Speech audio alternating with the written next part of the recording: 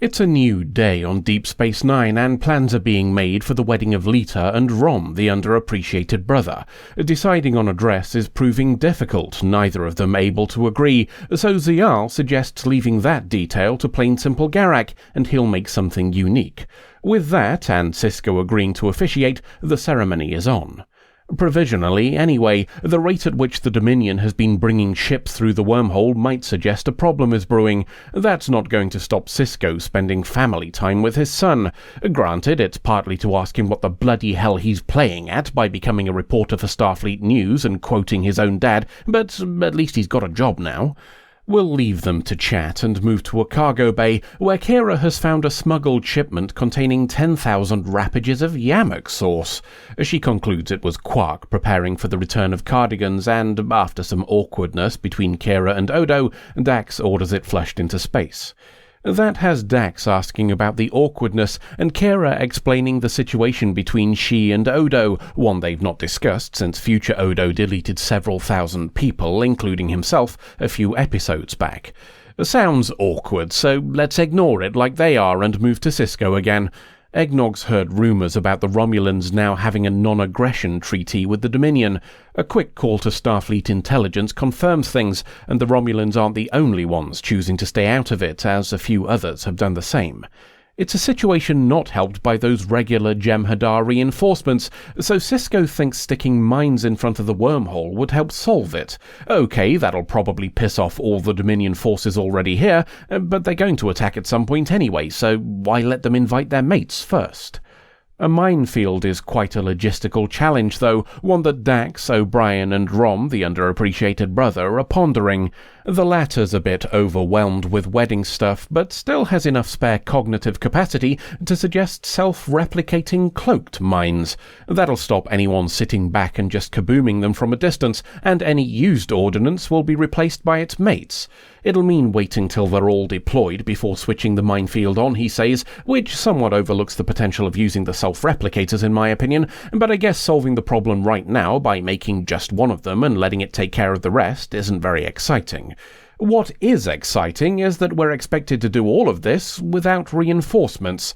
Starfleet's up to something else with their ships, something Sisko can't talk about, but the bottom line is laying the minefield is all down to the Defiant, which means our only offensive craft will be busy if the Dominion get wind and try to stop us.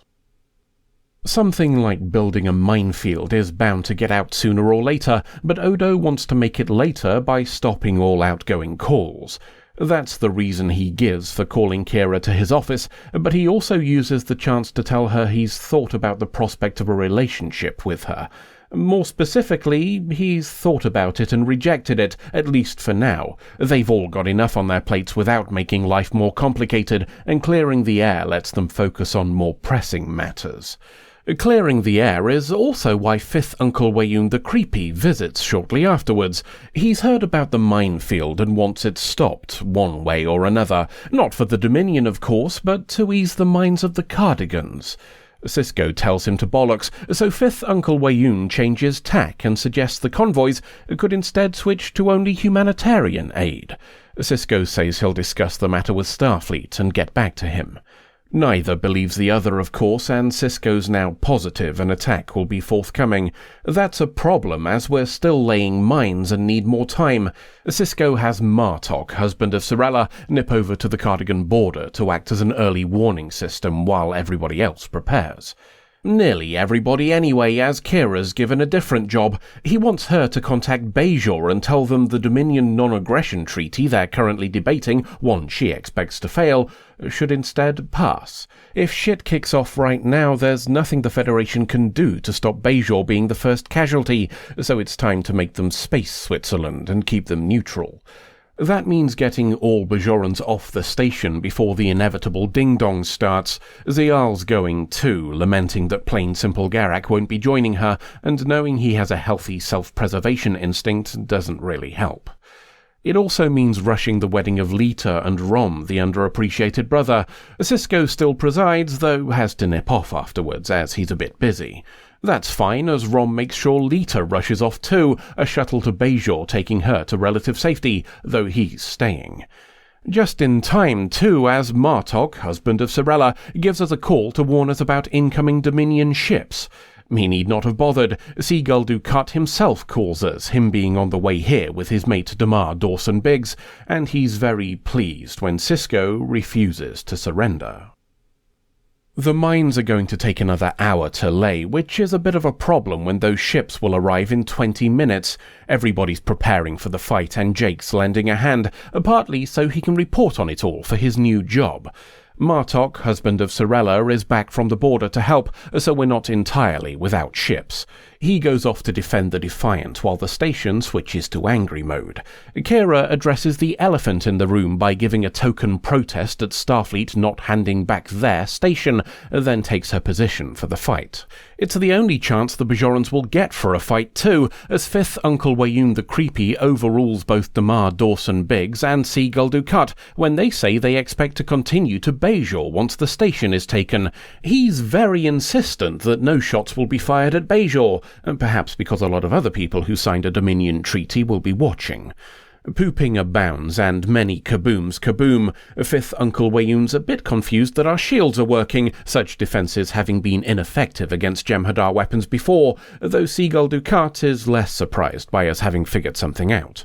There's more pooping in the direction of the Defiant, their mine-laying almost complete, so Martok, husband of Sorella, moves in to take some of the heat. We don't get everything our way, though, and Seagull Ducat's knowledge of the station, combined with sustained fire, gives us some kabooms in ops. Just as well that it coincides with the Defiant finishing the job then. The mines turn on and disappear, which is several thousand middle fingers raised to the Romulan treaty on cloaks, by the way. 5th Uncle Wayoon's not delighted by how things are going, so Seagull Ducat orders in more ships. News of a reserve group on the way has Cisco conclude that we've done our job, and it's time to get the fuck out of Dodge. Everybody from Starfleet gets ready to bugger off, though not all in the same direction. Worf's going with Martok, husband of Sorella, so Dax proposes marriage by accepting the proposal Worf hadn't given before the two are separated.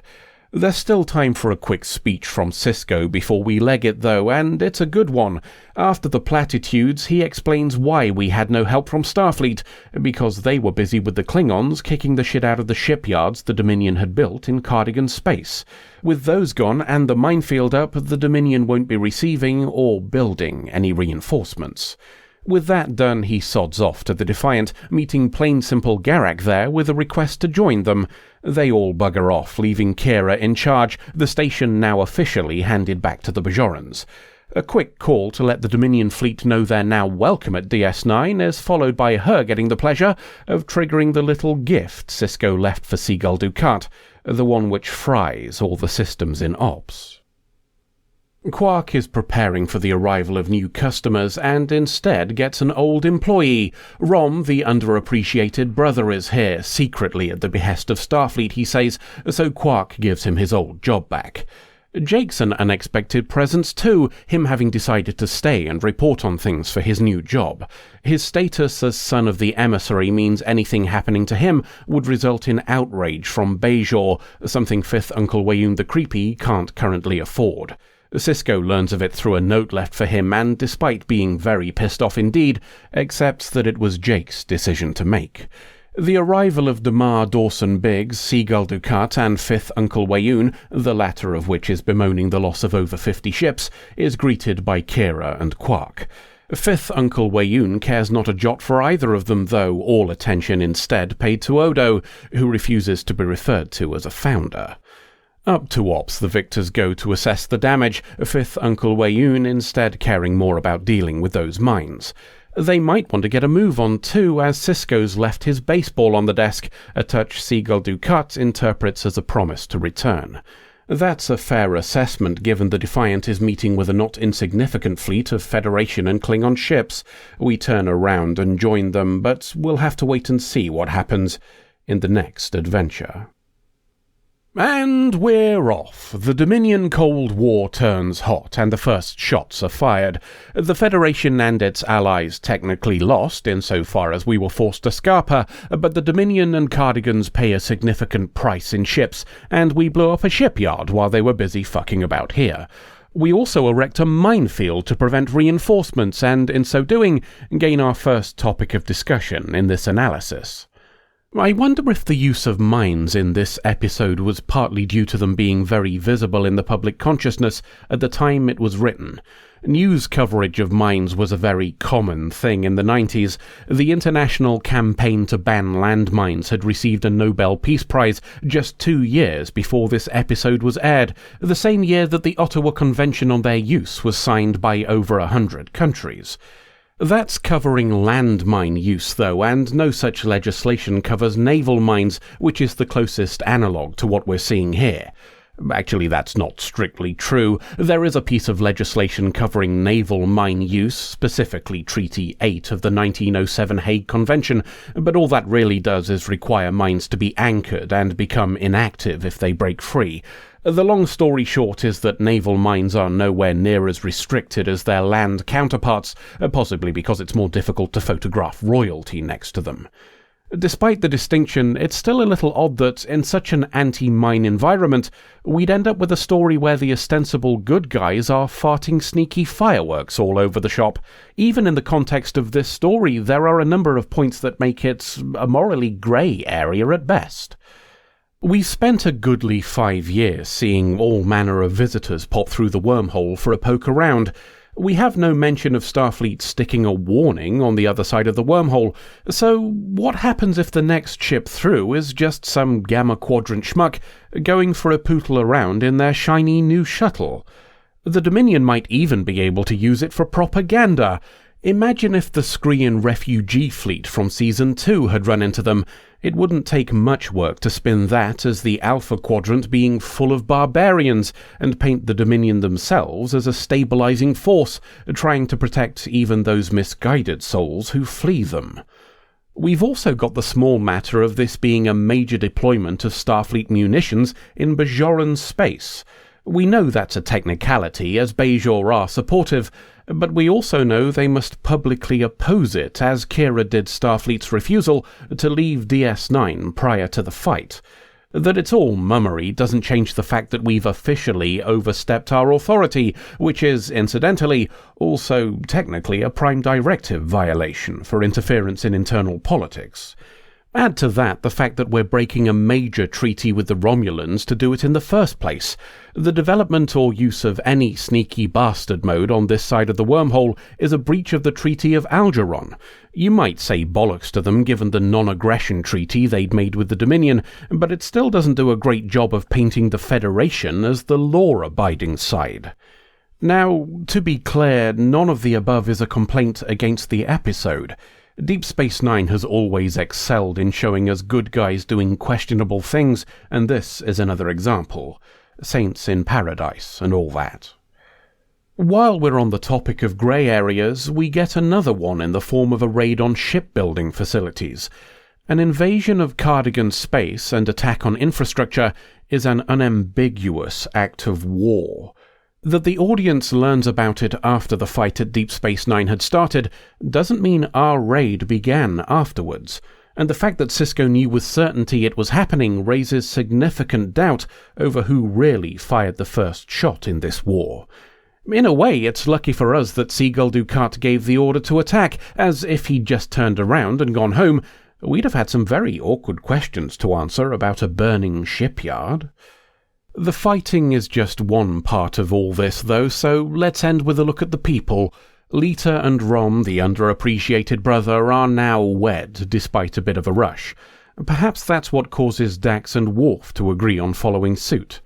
Overt displays of affection are the theme for this one, in fact, as Zial and Plain Simple Garak get in on the action too, and we even get Quark displaying affection towards his brother. Interesting times make us re-evaluate that which matters most to us. And realizing what matters most may be what prompts Jake to remain. His desire to tell stories, whether fact or fiction, is a force now so strong that it makes him put himself in danger and risk the ire of his father. I made no secret of my disappointment in how the last episode chose to portray Jake, so this is a pleasing about-face. That it also means the character is now in a position to do more than be his father's son, something that plagued him for the entire run, is a tasty bonus. End of episode. Gods, I'd forgotten how bloody awful the Aula root tasted.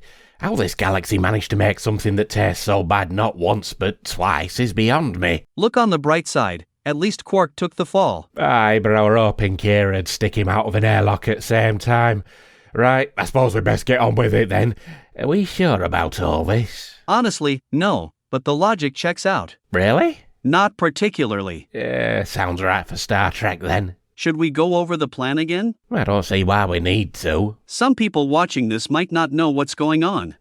Fuck 'em. Fair enough. Ready to go then? Aye. Don't forget you need to start your piss at just the right moment. I know. You made us practice it 12 times, though I still don't know why you made us get dressed up for number 9. Best leave that one there, son, or we're gonna get demonetized. Here we go then. Energize and all that shite. Oh.